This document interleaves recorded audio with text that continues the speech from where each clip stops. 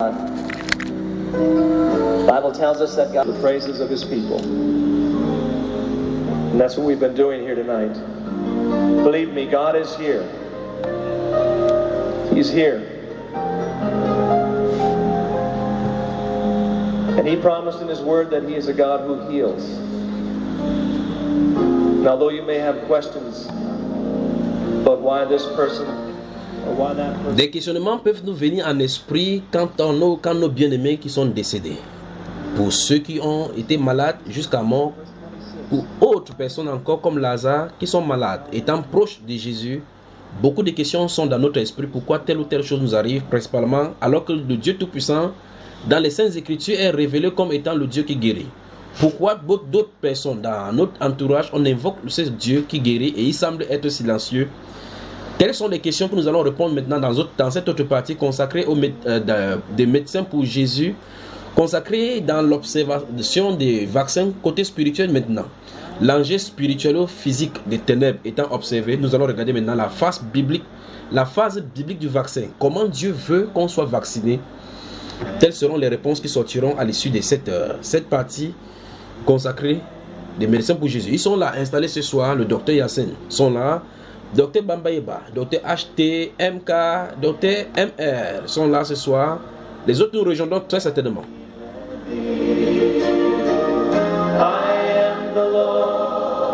Your healer. I sent my word, and I healed your disease. I am the Lord, your healer. À la console technique, Grace Chapda, avec tous ceux-là qui, de près ou de loin, contribuent à cette émission, nous disons comme ça bonsoir à tous ces médecins-là qui contribuent en nous envoyant des emails, en nous envoyant des questionnements et des orientations, en nous soutenant pour tout ce que nous faisons ici, disant effectivement que tout ce que nous disons ici c'est vrai, mais ils n'ont pas le courage de se présenter pour parler à cause de leur personnalité. Mais de toutes les façons, il y avait des disciples de Jésus-Christ aussi en cachette. Because God's promised that he would heal us. I want you to put his word on your lips tonight. Sing his word back to him. And see if his name isn't more powerful than cancer, than heart disease, or any disease that you can name tonight. Oh yes, he's your healer. Let's sing it to him. You are the God. La sœur, bonsoir.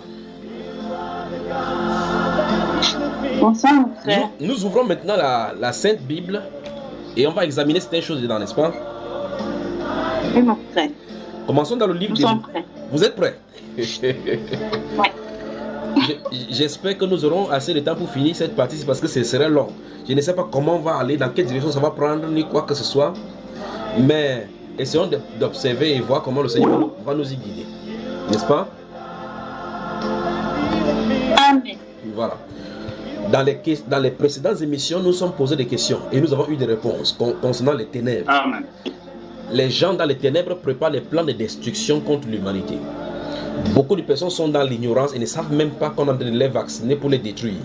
Des preuves scientifiques et des dissidents scientifiques dans ce domaine-là sont sortis, et ceux qui étaient dans la pharmaceutique et ceux qui étaient dans la microbiologie et dans les grandes multinationales pour dénoncer les choses qui sont préparées dans les ténèbres contre l'humanité. Des autres personnes sortent pour essayer de vilipender ces activistes-là qui essaient de mettre en maille la grande multinationale et leur plan diabolique. Nous en faisons partie maintenant, sauf que nous, avant de dénoncer, nous avons l'aspect spirituel de la chose et nous voyons au-delà de tout ce qui se passe sur le physique, ce qui se passe dans le cadre spirituel, ce qui se prépare de l'autre côté et ce que Dieu en dit. Et c'est ce que Dieu en dit ce soir que nous allons observer maintenant. Qu'est-ce que Dieu dit par rapport à la maladie? Que dit les Saintes Écritures concernant la maladie? Quelles sont les manières de Dieu de résoudre ces choses-là? Qu'est-ce qu'il prévoit pour ses enfants? Qu'est-ce qu'il prévoit pour l'humanité? Nous sortirons avec ces questionnements maintenant et nous prendrons position effectivement. Et nous saurons exactement ce qu'il faille que nous fassions à cette heure où des grandes persécutions se préparent sur l'église, des grandes puissances des ténèbres se préparent. Et aussi, de l'autre côté, l'agenda de Dieu d'effrayer la terre avec ces quatre pestes dont il a désigné dans les Saintes Écritures, se profile à l'horizon. Que devrait être donc la position de ces enfants maintenant? Ce sont les questions auxquelles nous allons nous plancher ce soir dans cette autre édition de Vaccin, danger pour les chrétiens. we serve a God who cannot lie.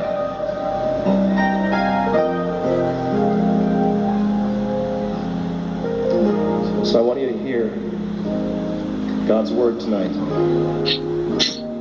It's His promise. I am the God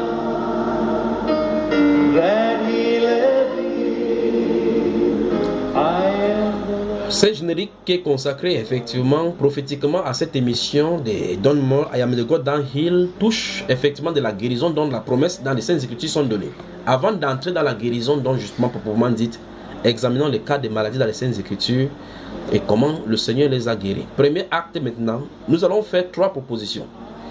La première des propositions, c'est que la maladie est entrée par le péché. La cause de la maladie, c'est le péché. Sans le péché, il n'y aurait pas de maladie. Donc la maladie fait partie des ramifications du péché. Résoudre le problème superficiel des maladies revient donc à résoudre le problème superficiel du péché. C'est vrai, on dit en réalité que la racine de la maladie se trouve dans le péché. Comment l'homme se vaccinerait-il contre le péché? C'est une aberration et impensable même de résoudre le problème du péché avec un vaccin. N'est-ce pas, le frère Bambaïba?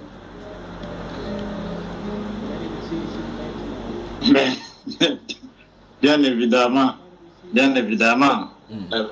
Parce que si tel est que l'on a vu le Seigneur Jésus-Christ a guéri des gens et il a dit va et ne pêche plus. Et si telle est la maladie que tu as, la cause profonde c'est le péché, ben, quels que soient les médicaments que tu vas prendre, ben, naturellement tu retourneras dans ton état.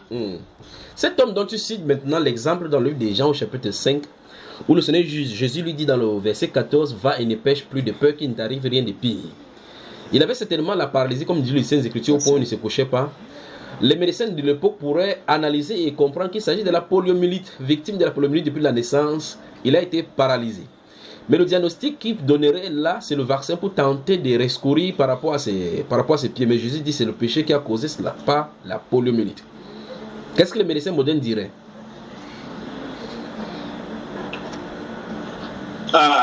En tout cas là, je ne sais pas ce que les médecins modernes diraient, mais un homme paralysé, bon, il te dirait non, faire des rééducations, des choses comme ça, sachant pertinemment que ça ne résoudra pas le problème. Bon, ils vont toujours te... Enfin, voilà. C'est un monde de mensonges, voilà. C'est la sorcellerie, simplement.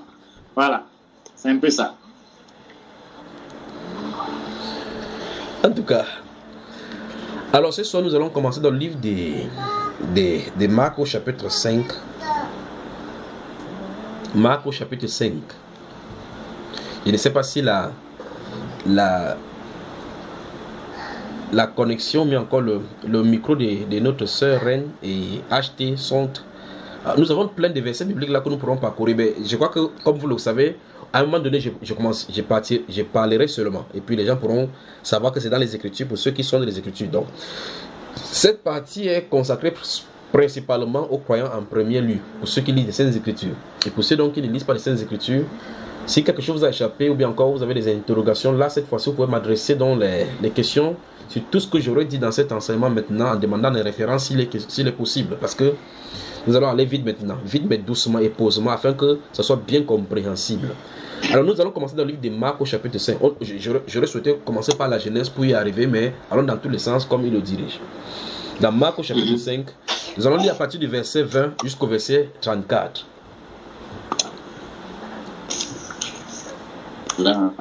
Et le verset 26, nous allons y faire un stop afin de commenter. Donc du verset 21 au verset 34. Est-ce que la sœur est là? Du chapitre 5. Allons-y.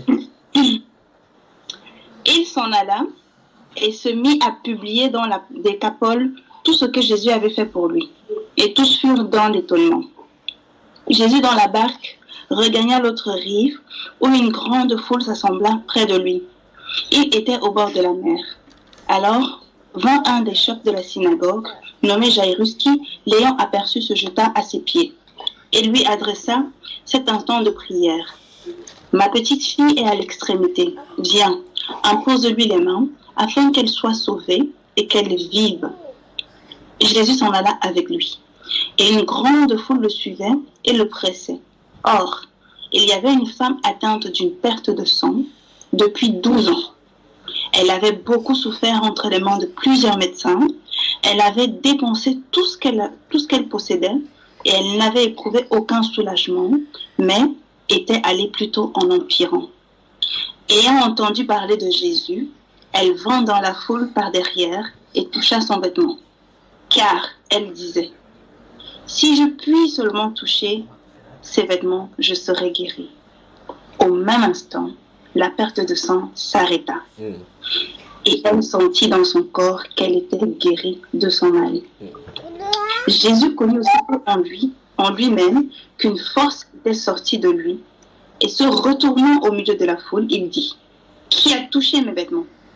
Ses disciples lui dirent, « Tu vois la foule qui te presse et tu dis, « Qui m'a touché ?» Et il regardait autour de lui pour voir celle qui avait fait cela. La femme, effrayée et tremblante, sachant ce qui s'était passé en elle, vint se jeter à ses pieds et lui dit toute la vérité. Mais Jésus lui dit, « Ma fille, ta foi t'a sauvée. Va en paix et sois guérie de ton mal. » Amen. Amen. Amen. Jésus, le grand médecin.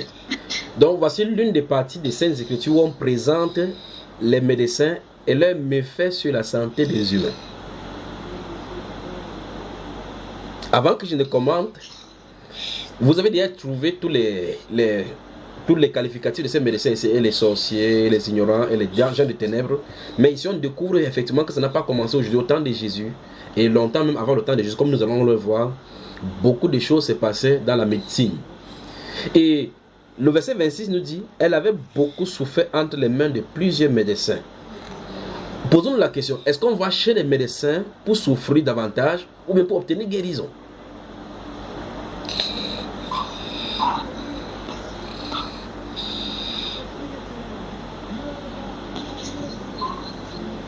C'est pour obtenir guérison normalement, mon frère. Oui, mais la Bible dit que cette femme en a, quand elle partait chez les médecins, Médecins sans frontières, l'OMS, on la faisait davantage souffrir.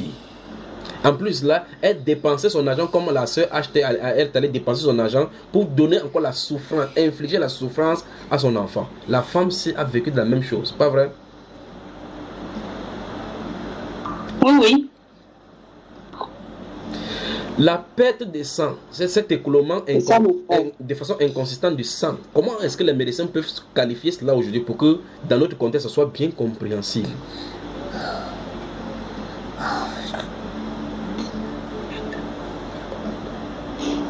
Bon, normalement, on appelle ça une ménométrorragie, c'est-à-dire que elle a des saignements en permanence, oui. Que ce soit pendant ou en dehors des règles, elle a des saignements en permanence. Oui. D'accord? Oui. Donc, il peut y avoir plusieurs causes, même, ça peut être même dû à un cancer de l'utérus, enfin, il peut y avoir plusieurs causes. Oui. D'accord? Ouais. Donc, clairement, les médecins qui l'ont reçu, sachant qu'ils ne pouvaient pas faire grand chose, mais ils faisaient quand même, voilà, chacun essayait de tripatouiller la dame, machin, tout ça. Juste, toujours dans l'optique de prouver que bon, ben, ils peuvent toujours faire quelque chose. Voilà. Alors que bon, quand tu vois tes limites, il faut dire que bon, là, je ne peux pas, mais faire quelque chose. Dès que tu mets ton pied à l'hôpital, ça sera comme ça. Oui. Ça sera comme si tu vas aller de spécialiste en spécialiste, de machin, c'est un peu ça qu'elle a vécu. Et quand c'est un cas qui ne maîtrise pas encore, tu deviens la cobaye de cette nouvelle maladie.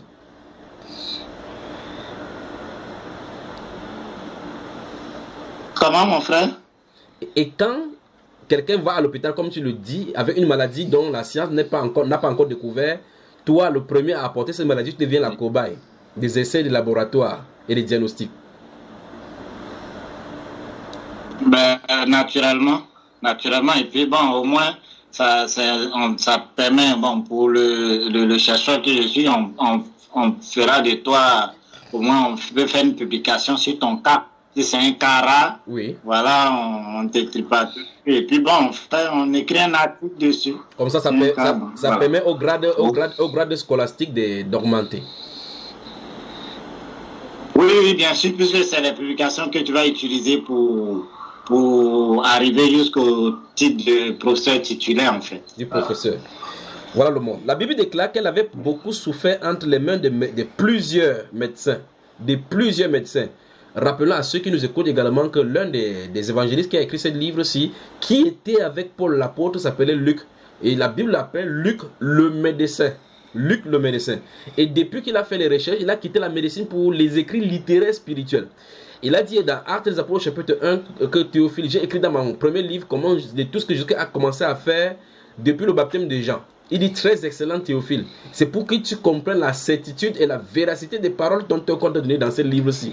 Et depuis son appel d'évangéliste et d'écrivain dans la littérature, il n'est pas fait mention d'un seul cas de guérison qu'a fait Luc le médecin. Mais on le désigne en tant que son titre humain de médecin, sans pour autant qu'il ait guéri qui que ce soit présenté dans les Saintes Écritures.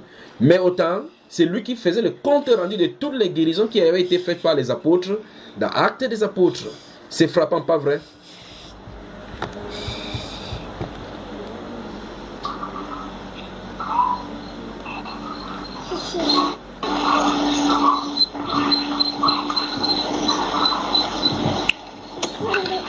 En tout cas, moi personnellement, ça a quand même attiré mon attention. Parce que effectivement, c'est étonnant. Et puis, je disais, mais en fait, ce gars, c'est comme s'il est resté un peu dans l'ombre, mais par derrière, il a fait un travail colossal. Pour un médecin, on le voit pas soigner qui que ce soit, mais voilà, mais il est pas derrière comme un scribe en train d'écrire, voilà, les actes, tout ça, voilà, vraiment en réalité, exceptionnel.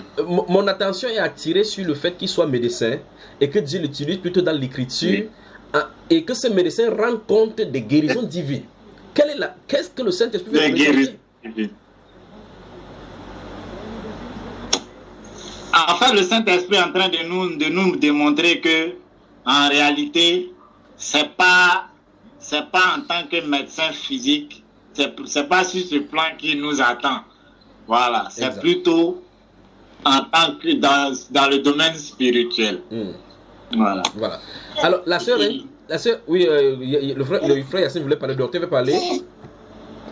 Et aussi d'une autre manière de montrer un peu la supériorité de la guérison par le Saint-Esprit au-devant de la guérison par le médecin, quoi. Donc, pour montrer un peu la prééminence de la guérison par la puissance du Seigneur Jésus-Christ. Donc, si on réfléchit, en développant ce que tu en as dit, pour ajouter de l'eau à ton moulin, mais encore le don spirituel sur la guérison, on voit clairement qu'il n'est pas question de la guérison de Luc d'une part et la guérison de Paul et les autres de l'autre part. Il est question de l'étonnement de Luc de raconter la guérison faite par des gens qui ne sont pas des médecins, mais faite par le Saint-Esprit. Exactement. C'est-à-dire, on ne fait pas cas de la guérison qu'aurait apporté Luc ni ses prouesses médicinales sur la terre, mais il lui-même raconte les prouesses de ce que Dieu a fait. C'est vrai, on dit, quand la guérison divine est là, la médecine traditionnelle et orthodoxe doit disparaître et quitter la scène, pas vrai? C'est ça. Il n'y a même pas de comparaison, en fait. En fait, justement, comme tu le mentionnes, il n'y a pas un seul cas de cette guérison-là pour amener la comparaison. Donc, on ne devrait pas comparer la guérison divine à la guérison naturelle. La guérison faite par des médecins. Donc, il n'y a pas match entre les hommes et Dieu, n'est-ce pas? Ça, c'est propre. Ça, c'est clair. Propre. On prend une respiration et on revient. C'est frappant, on y revient. In Exodus 15, verse 26, I am the God that healeth thee. And we serve a God who cannot lie.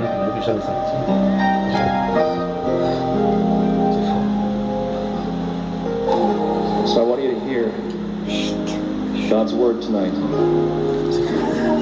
It's His promise.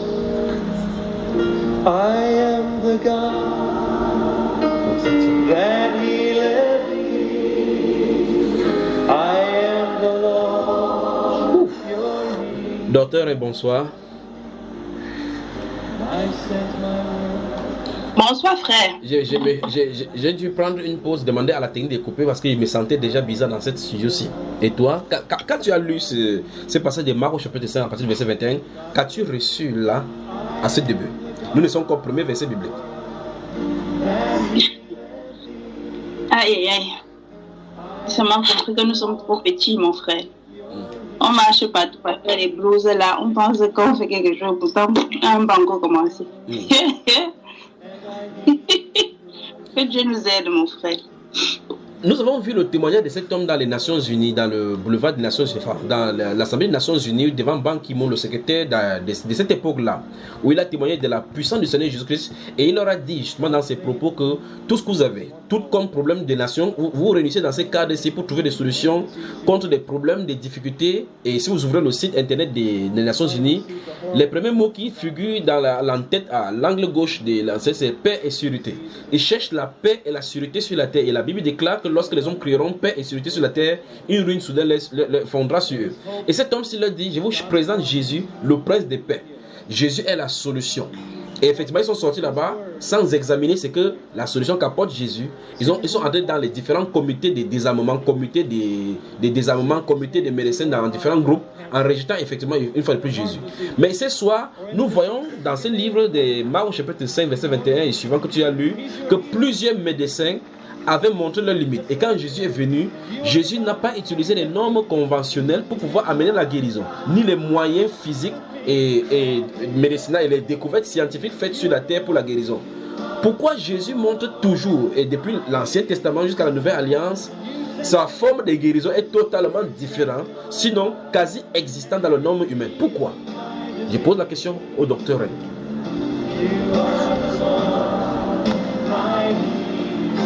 Mon frère, je pense que il est Dieu, donc il est en train de montrer qu'en fait tout ce que vous pouvez faire, ça n'a rien à voir. Il agit de manière, de manière, je veux dire, en fait, de manière surnaturelle, de manière dont l'homme ne peut pas agir comme ça. En fait, je pense qu'il est en train de nous montrer que lui, il est Dieu et il ne fait pas à la manière des hommes. Parce que les hommes s'attendraient à ce qu'il fasse autrement. Mais non, il le fait. Juste le fait de toucher son vêtement et que la perte de sang s'arrête d'un coup. En fait,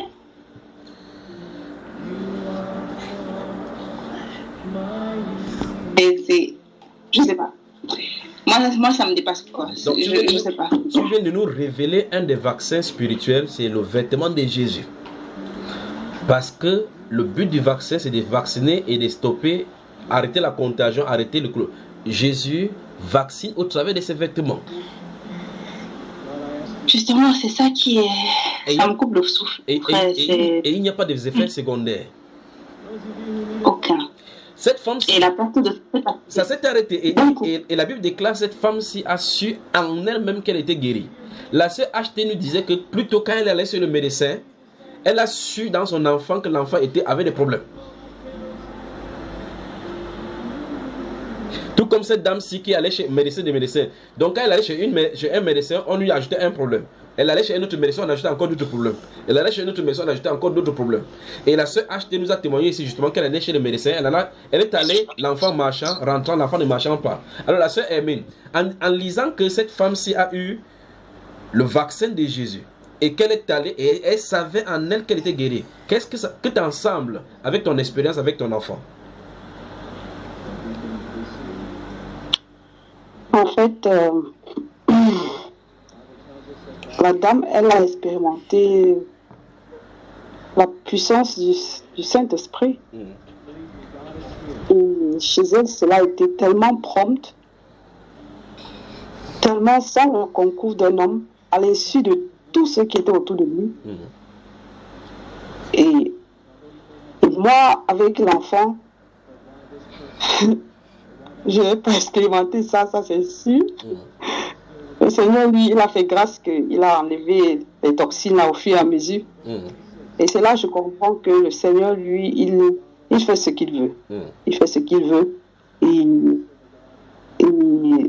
ce qui était là, c'est que personne n'a même su ce qui s'est passé. La dame, elle était la seule à savoir entre elle et Jésus. Et ça qui est merveilleux. C'est ça qui est merveilleux. Oui.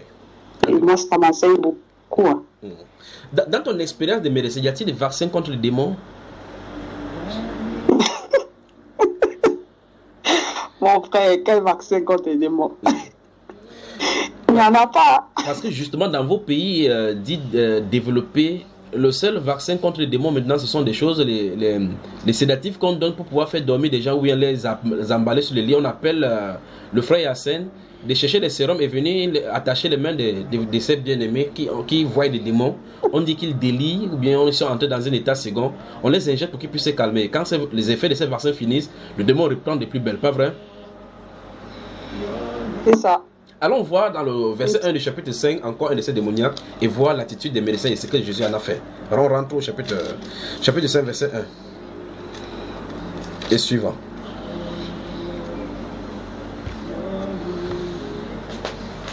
Ils arrivèrent à l'autre bord de la mer, dans le pays des Gadaréniens. Aussitôt que Jésus fut hors de la barque, il vint au-devant de lui un homme sortant des sépulcres et possédé d'un esprit impur. Cet homme avait sa demeure dans les sépulcres, et personne ne pouvait plus le lier, même avec une chaîne, car souvent il avait eu les fers aux pieds et avait été lié de chaînes, mais il avait rompu des chaînes et brisé les fers, et personne n'avait la force de le dompter. Il était sans cesse, nuit et jour, dans les sépulcres et sur les montagnes, criant et se meurtrissant avec des pierres. Arrêtons d'abord. Cet homme-ci, dans votre pays moderne, on le met dans quel centre? Chez lui, c'était les cimetières. Enfin, il avait cassé même des maisons, cassé des chaînes pour se retrouver seul dans les cimetières. Dans vos différents centres où vous travaillez, comment on appelle ça maintenant aujourd'hui? Schizophrène. Vous les enfermez En psychiatrie. en psychiatrie. En psychiatrie. Vous les Schizophrénie. Voilà. Et puis on construit les grandes barrières électriques maintenant avec des vitres vraiment blindées, n'est-ce pas? Quand on les confine là-bas, c'est pour qu'ils obtiennent guérison ou quoi?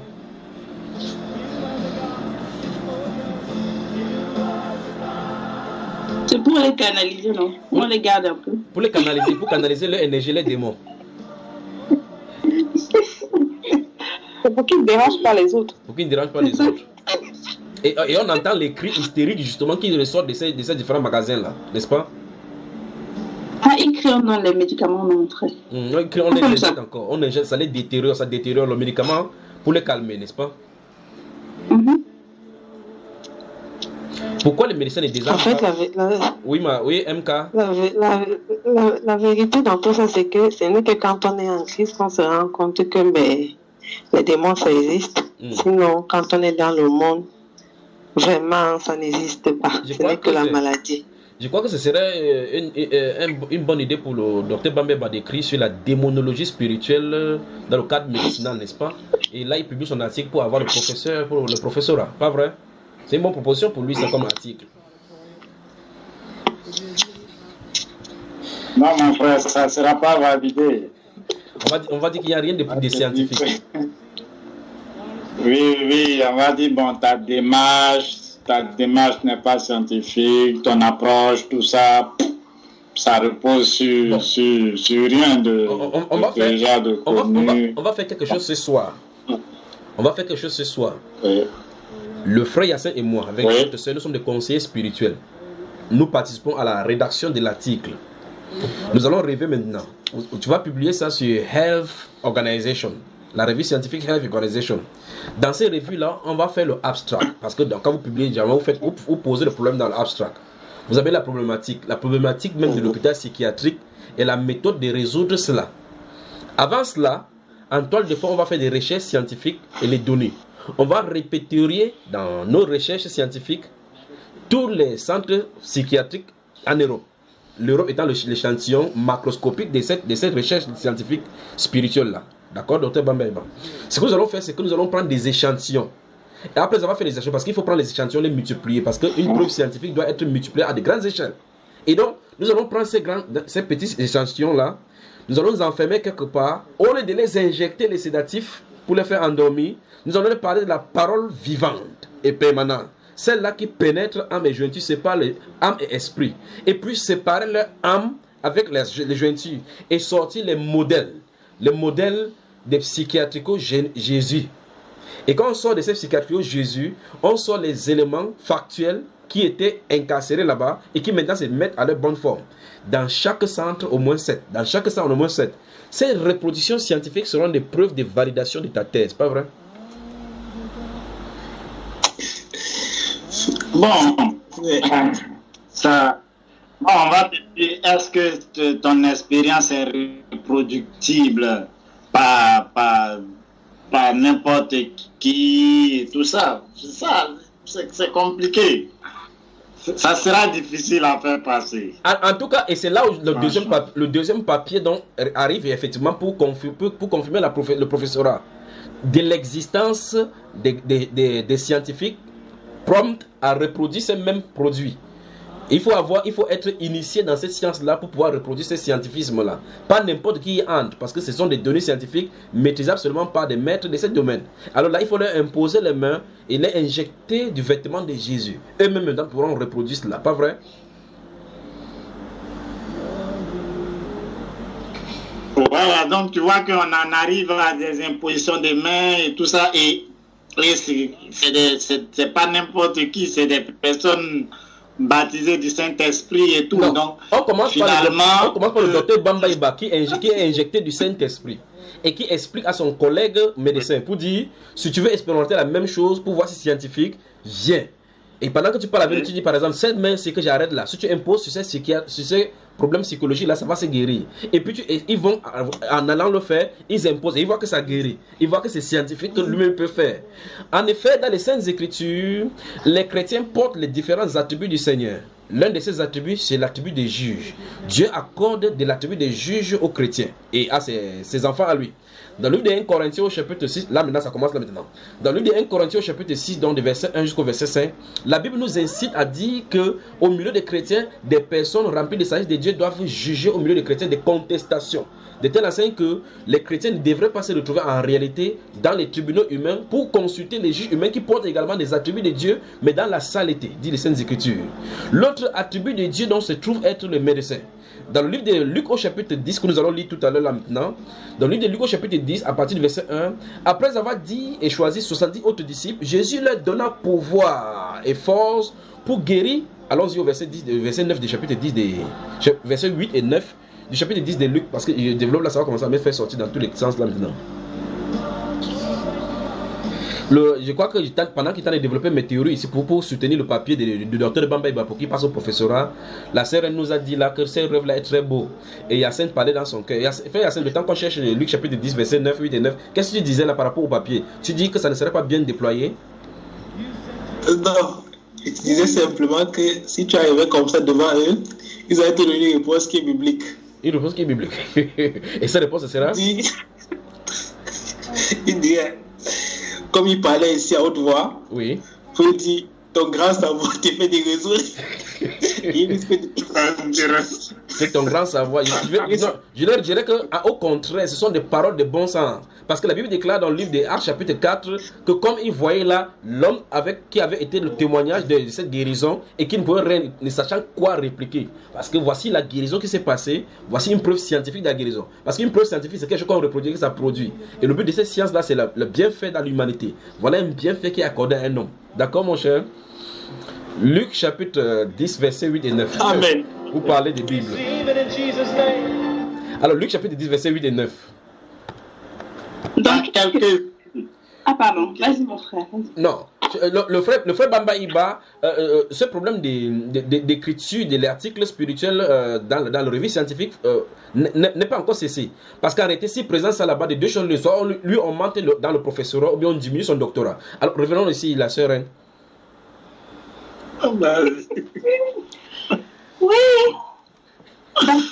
Dans quelques villes que vous entriez, oui. Et où l'on vous recevra, mangez ce qui vous sera présenté.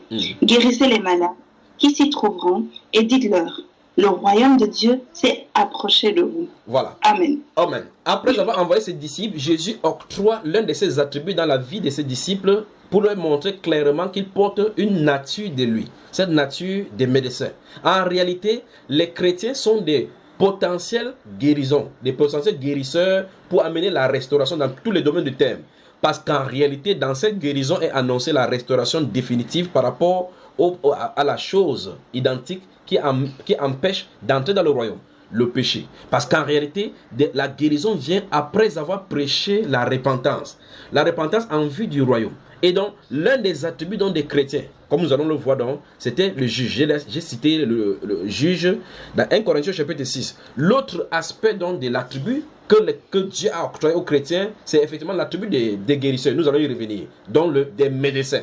Et nous allons voir clairement comment ces médecins fonctionnent non conventionnellement selon notre norme aujourd'hui, selon les règles d'Hippocrate. Ces médecins-ci sont encore réitérés. C'est réitéré dans le livre de Marc que nous avons ouvert aujourd'hui, au chapitre 16, verset 17, qui stipule que voici les miracles qui accompagneront ceux qui auront cru. En mon nom, ils parleront de nouvelles langues. Ils parleront de nouvelles langues. Ils buvront quelques breuvages mortels, il ne leur fera point de mal. Ils saisiront des serpents. Et puis la Bible déclarait qu'ils imposeraient les mains aux malades et les malades seront guéris.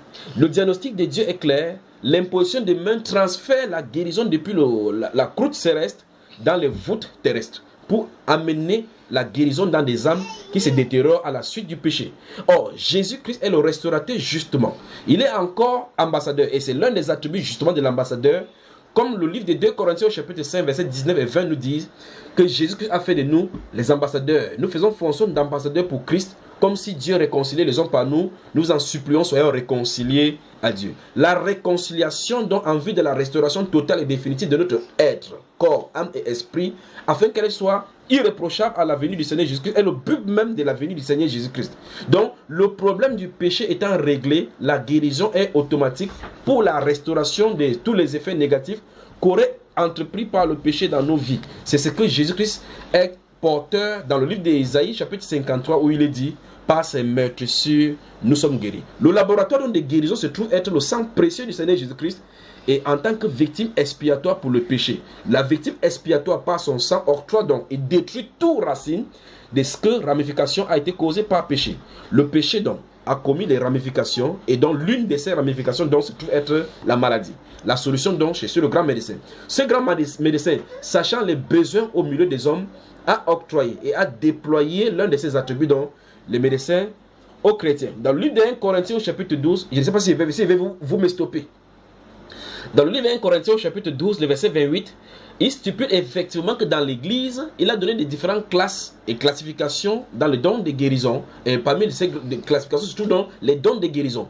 Pourquoi Dieu a décidé de donner des dons de guérison aux hommes? Parce que les hommes à côté d'eux en avaient besoin. Parce qu'ils savaient effectivement qu'on combattrait contre des maladies, que des êtres humains souffriraient des maladies. Et donc, le moyen de Dieu de pouvoir à la guérison serait au travers de l'église. L'église qui est appelée dans le livre de 1 Corinthiens au chapitre 3, le verset 15, comme étant la colonne et l'appui de la vérité. Dans le livre d'Éphésiens au chapitre 3, il est dit que cette église-là, c'est au travers d'elle que les dominations dans les lieux célestes connaîtront la sagesse infiniment variée de Dieu. Cette sagesse est déployée dans des chrétiens au travers du Saint-Esprit pour amener la restauration, pour pointer du doigt la racine exacte des causes. Et ces causes, nous voyons dans les Saintes Écritures comment Jésus dit dans le livre des Jean au chapitre 5, le verset 14, alors qu'une multitude de foules se trouve à côté du puits, à côté de la piscine, attendant le mouvement de l'eau. Pourtant, les médecins, il y en avait à Jérusalem.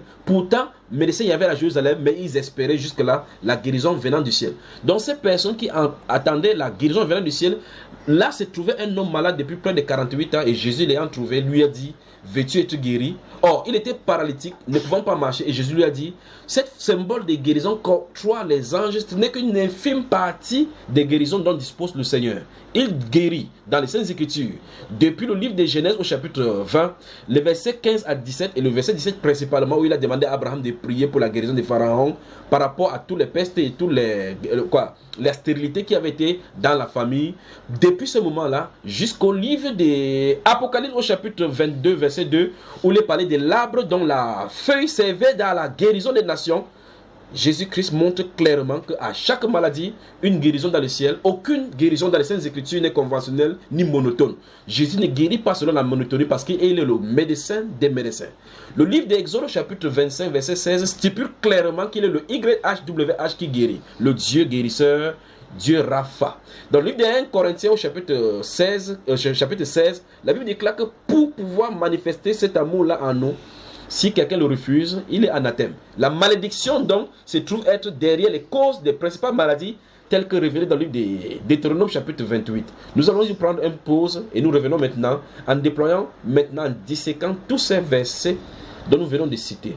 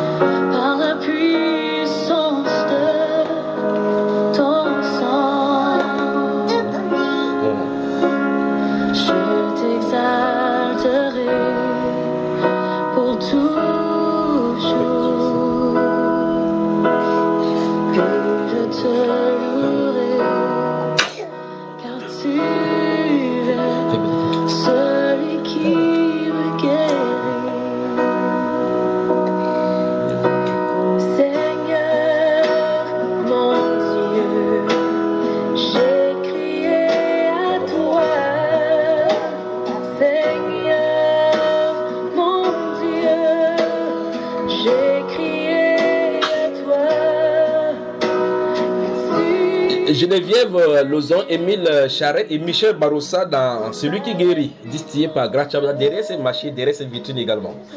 À l'entame de mes propos tout à l'heure, avant que nous allions dans cette pause, j'ai parlé des attributs octroyés par le Seigneur à tous ses enfants. Le don de guérison dans des spécialistes de guérison qui sont les médecins spécialisés.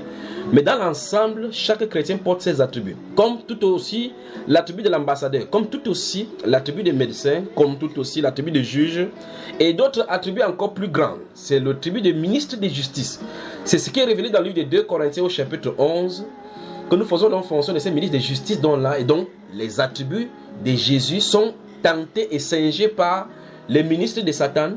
Tel que le dit 2 Corinthiens chapitre 11, verset 13, que Satan lui-même se présente en ange de lumière. Il n'est pas donc étonnant que ses serviteurs se déguisent en ministre de justice. Le ministre de justice donc sont des enfants du Seigneur. D'autre part encore, l'autre attribut qui sont censés faire pour nous éclairer, c'est l'attribut de lumière. Nous sommes la lumière du monde, dit le Seigneur Jésus-Christ de sa propre bouche. Dans le livre de Matthieu chapitre 5, le verset 15 et 16, où il est dit, vous êtes la lumière du monde, que votre lumière luise parmi les hommes. Et avant de cela, il a dit que vous êtes le sel de la terre, le sel qui est censé arrêter la pourriture causée par le péché. La vie de sanctification donc est la sainteté du Père distillée dans les âmes de ses enfants, afin de transcender et dénoncer la vie de péché, le péché qui vit dans le monde.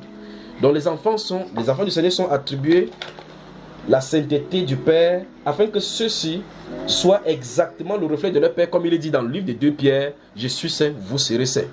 Nous sommes un peuple saint, un peuple de juges, un peuple de médecins, un peuple d'ambassadeurs, des ministres de justice, hors norme au-delà des ministres de justice humains. Dans ce livre de Pierre, effectivement, il est dit que, comme des enfants bien-aimés, qu'on déguste ce lait spirituel par qui on doit croître pour le salut, et on forme notre corps pour être une habitation de Dieu en esprit. C'est l'habitation dans notre corps de Dieu en esprit qui rend possible donc la manifestation de tous ces attributs dont je viens de présenter.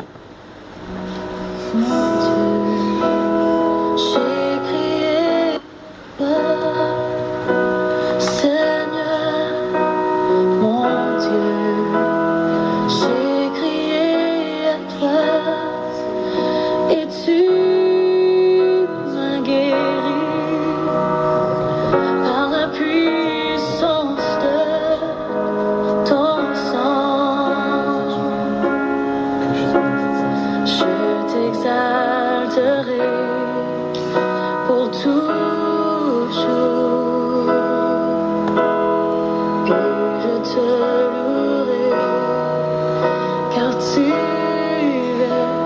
celui qui me guérit. Seigneur, mon Dieu, j'ai crié à toi. Si vous nous écoutez maintenant étant couché dans un lit d'hôpital, comme le dit et le chante la sœur Geneviève Lozon, Émile Charette et Michel Baroussa, c'est Jésus-Christ qui est celui-là qui te guérit. Vous pouvez réclamer votre guérison au nom du Seigneur Jésus-Christ et quitter exactement la position où vous vous trouvez. Je t'exalterai pour toujours, et je te louerai, car tu es celui qui me guérit.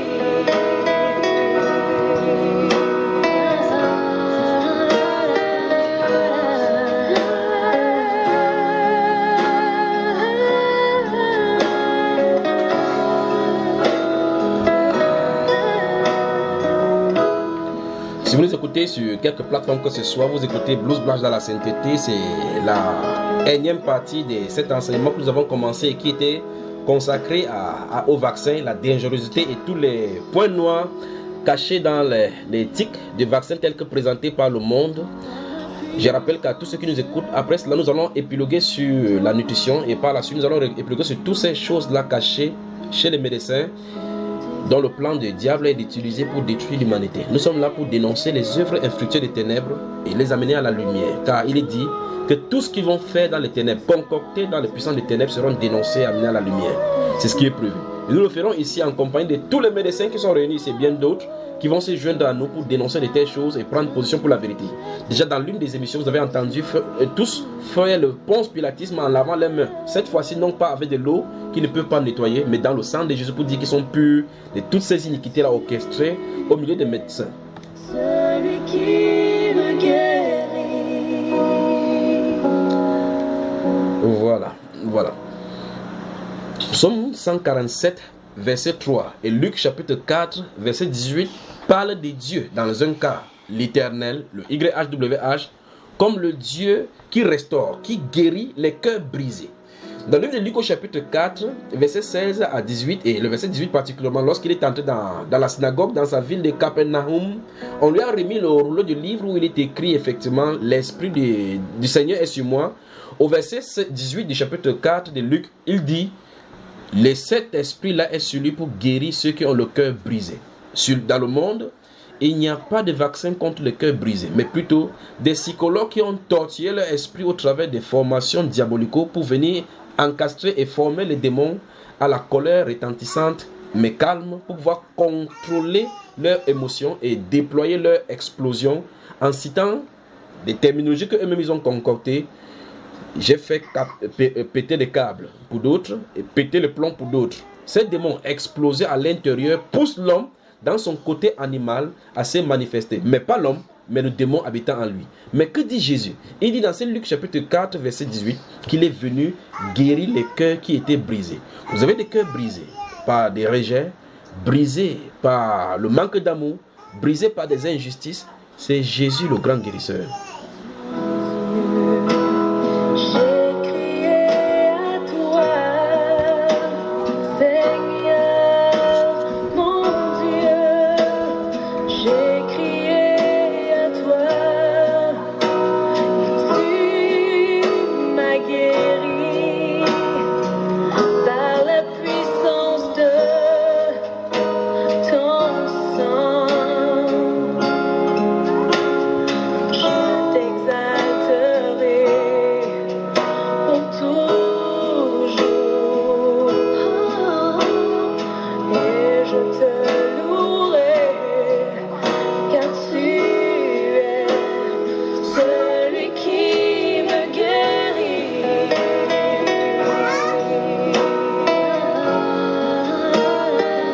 Dans le plan du Seigneur, dans la résolution des problèmes du péché, l'un de ses attributs du Sauveur a été manifesté à la croix du Seigneur Jésus-Christ. Et souvenez-vous, à la croix a été manifesté le grand attribut, l'amour. Et derrière cet amour s'est trouvé le grand attribut du Sauveur.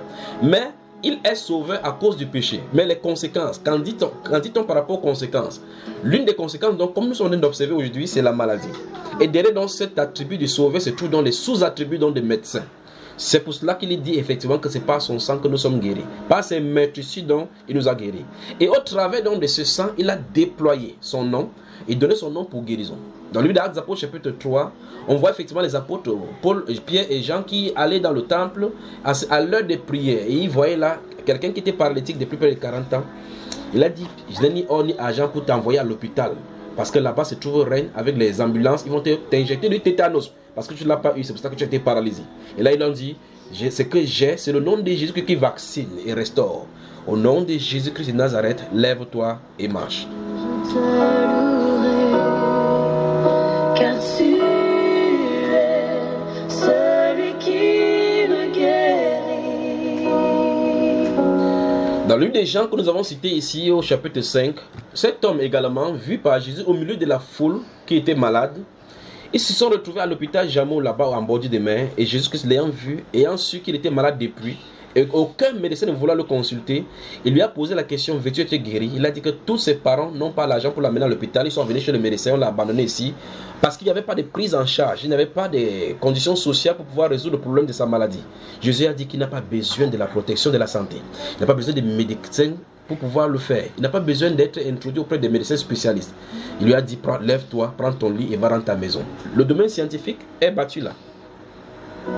Seigneur, mon Dieu, j'ai crié à toi et tu m'as guéri par la puissance de ton sang. Je t'exalterai pour toujours. Je te louerai, car tu es celui qui me guérit.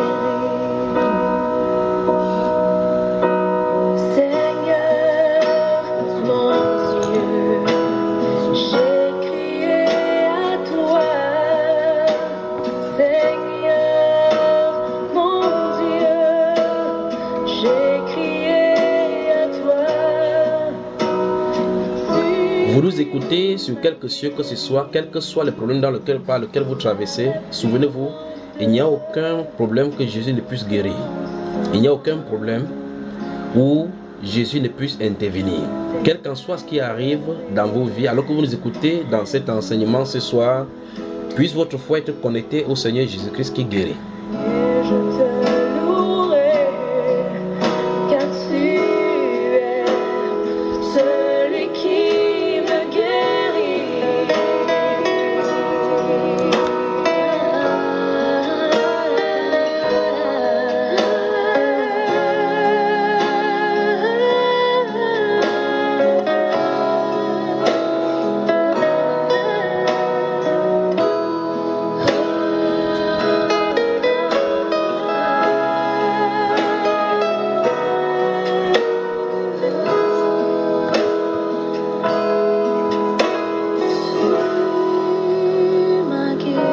Dans le livre des Psaumes chapitre 103, les versets 2 et 3, Dieu met la relation directe entre le pardon de l'iniquité et les guérisons de toutes les maladies.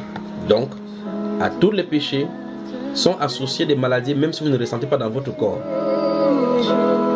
Pour toujours, je t'exalterai. Pour toujours. Votre péché peut amener la maladie latente dans un état latent dans vos vies et qui se manifestera plus tard lorsque vous oublierez ces péchés. Je t'exalterai toujours. Et je te louerai, car tu es celui qui me guérit. Dans le livre de Genèse, donc au chapitre 20, Abraham visite des contrées et est convoité par Abimelech et Pharaon. Plus tard, par rapport à sa femme Sarah qui était belle de figure plus qu'aucune des femmes de la contrée. Celui-ci, donc, dans Genèse chapitre 20, va nous inviter à sa clinique de guérison. C'est là où nous allons maintenant. Dans Genèse chapitre 20, à partir du verset 5. Genèse chapitre 20, nous allons aller à la clinique d'Abraham. Abraham Blessings and Healings.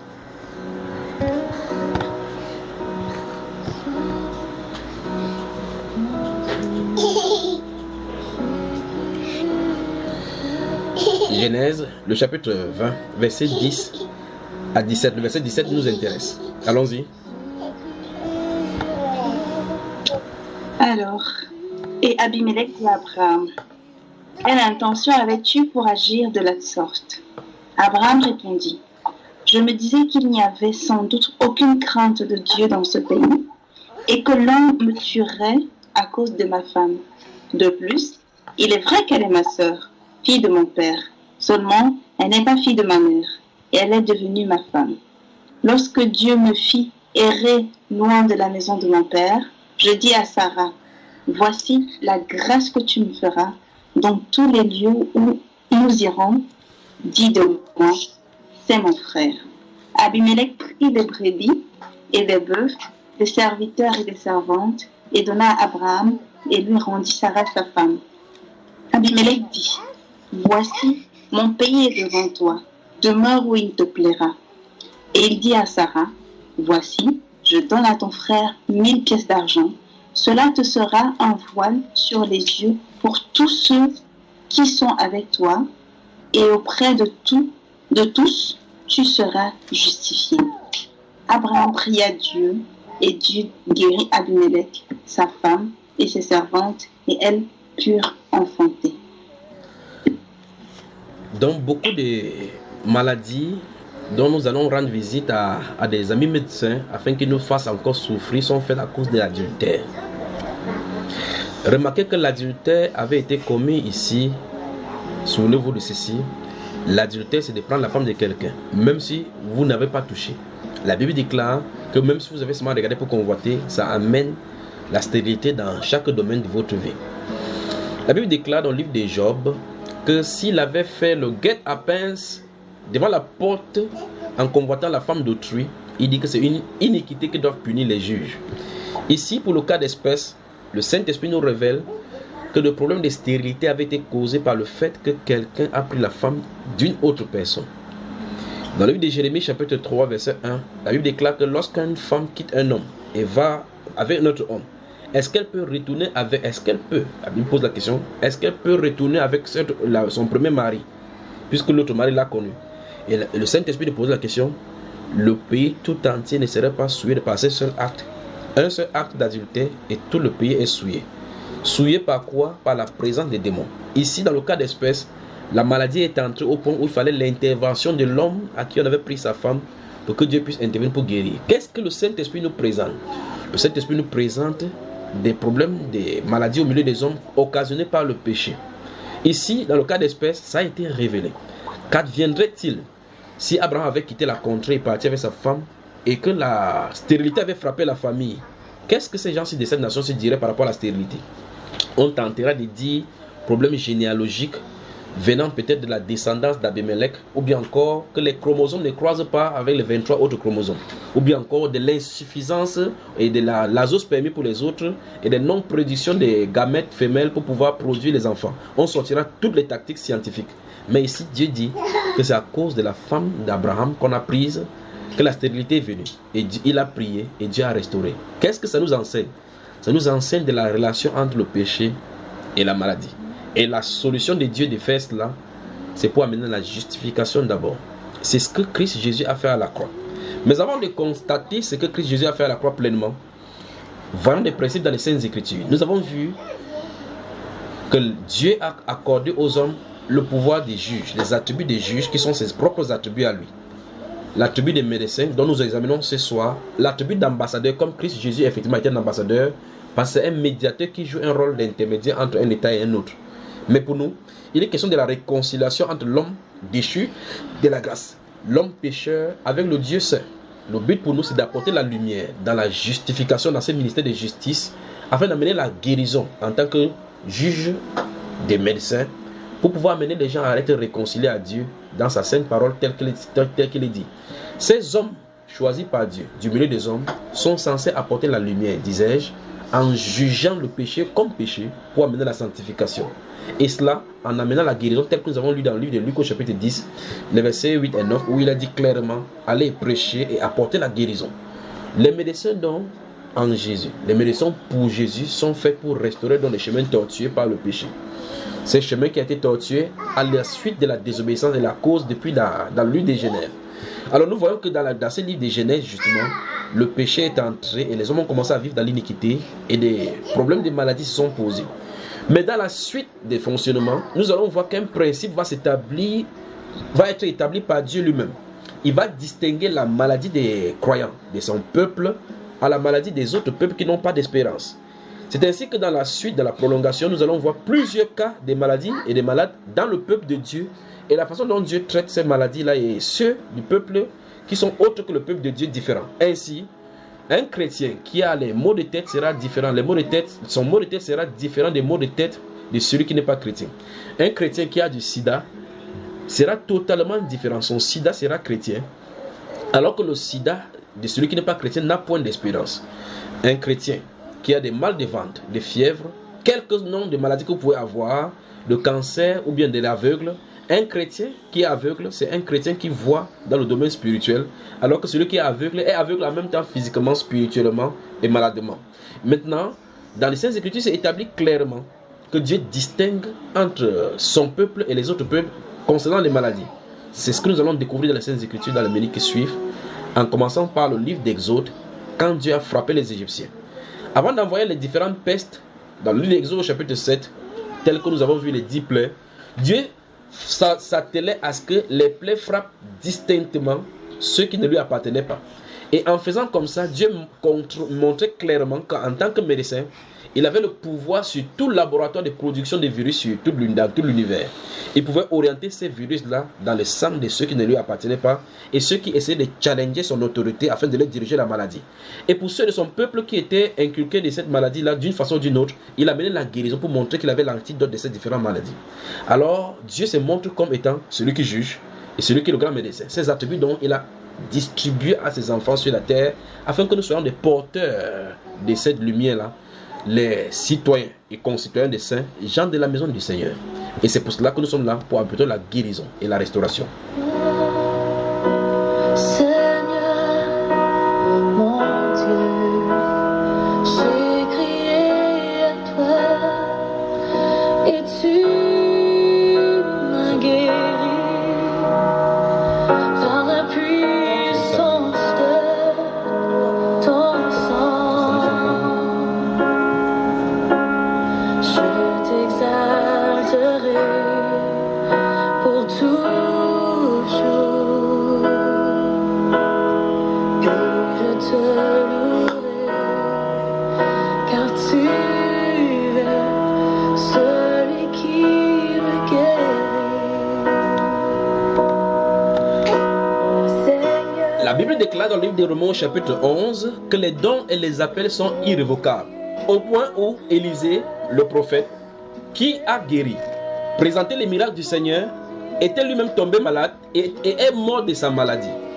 Et lors de sa mort, il est mort effectivement de la maladie, avait été enterré et longtemps après, on allait enterrer un homme qui était décédé. Et alors que les troupes des Philistins venaient, par la suite de cet écho-là, les gens qui partaient enterrer ont précipité l'enterrement en balançant le corps du mort dans le tombeau d'Élisée le prophète. Les os du prophète Élisée ont ressuscité le mort qui s'y trouvait. Les dons et les appels sont irrévocables. car tu es celui qui me guérit.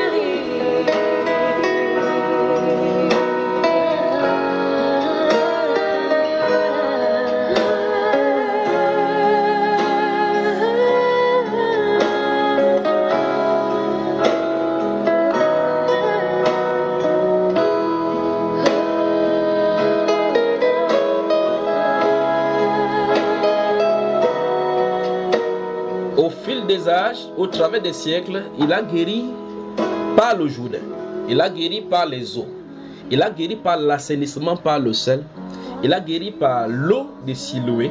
Il a guéri par la parole, par la boue, par le regard, par l'ombre. Il a guéri par les eaux des morts. Les eaux, OS. Il a guéri, il a restauré. Il a commandé, il a envoyé sa parole. Il envoie sa parole et sa parole court avec vitesse. Il a guéri par l'huile. Jésus-Christ est le grand médecin.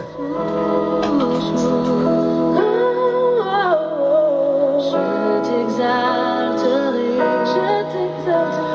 toujours. Je te louerai, car tu Dans le livre d'Apocalypse chapitre 22, la Bible parle dans le verset 2 d'un arbre qui porte des fruits et dont le feuillage servait à la guérison des nations. Nous revenons dans un autre enseignement par rapport à cette guérison des nations-là. D'où viennent les dons de guérison? Pourquoi les anges qui sont censés venir pour ceux qui travaillent dans le ministère, qui ont les dons du ministère pour la guérison, ils savent de quoi il est question par rapport à ces anges-là qui portent à leur extempore droite une croix en rouge, telle que les gens de la Croix-Rouge mondaine ont pris l'initiative de copier là-bas. Alors, pour la petite histoire, ceux qui font dans la Croix-Rouge internationale, ils ont pris chercher les anges. Parce que quand ils viennent pour la guérison, ils portent cela pour signifier qui ils sont. Ils passent au milieu de la foule et ils apportent la guérison dans les nations. De l'autre côté, il y a des anges destinés aux différents fléaux, comme nous voyons dans le livre d'Apocalypse, chapitre 6, chapitre 9, chapitre 15 et chapitre 16 principalement, où il est parlé des différents fléaux à l'issue des trompettes qui sont frappées sur la terre. Comme le Seigneur le fera bientôt avec le troisième fléau, quatrième, qui vont frapper sur la terre après le coronavirus qui vient. Dieu va alerter la terre et au fur et à mesure, il va augmenter le volume. Dieu va effrayer de nouveau la terre. Après le coronavirus, vient un autre virus plus virulent, dont les morts vont se compter maintenant par centaines de milliers. Je te louerai, car tu es celui qui me guérit. La distinction donc entre les serviteurs de Dieu, les enfants de Dieu, le peuple de Dieu, par rapport à d'autres peuples, est manifesté dans les paroles prophétiques prononcées par Moïse dans le livre de Deutéronome au chapitre 28. Il place le peuple de Dieu sous la parole de Dieu. Cette parole de l'alliance sous laquelle le peuple est soumis, contraint de suivre, d'être gardé, afin que le Dieu de l'alliance qui garde son alliance puisse veiller à accomplir sa parole. Le prophète Josué dira dans le livre de Josué chapitre 24 à partir du verset 15 que l'Éternel vous fera du bien et après cela viendra vous faire du mal si vous lui désobéissez.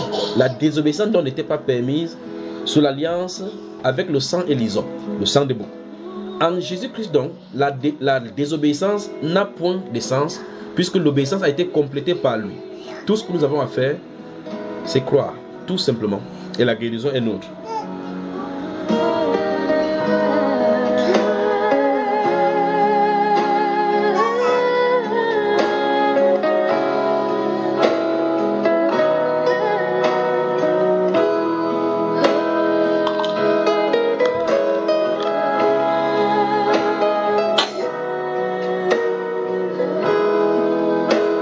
En Égypte, nous voyons des grands médecins qui se trouvaient au chevet du prophète Israël qui était descendu à Gozin avec Joseph, son fils, alors qu'il était roi, vice-roi en Égypte. À sa mort, les médecins l'ont oint et ont utilisé beaucoup de choses, beaucoup de bombes sur lui pour pouvoir le mettre à l'abri.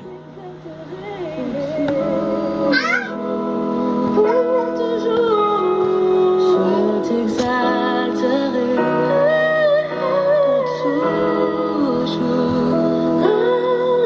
toujours.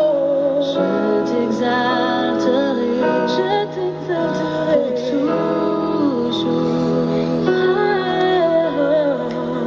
Je te louerai.